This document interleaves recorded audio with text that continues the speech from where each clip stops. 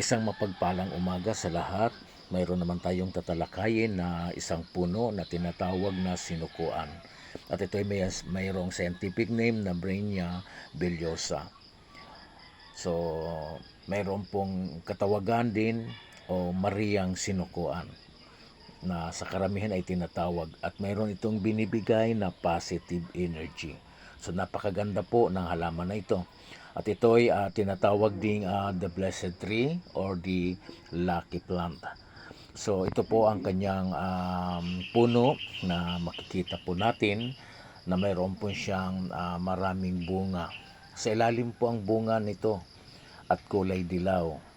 Ano? So, napakaswerte daw ng punong ito kung mayroon po kayo nito dahil ito ay sabi nga tinatawag nilang the blessed tree or the lucky plant. So, mapagpalang umaga sa lahat at God bless.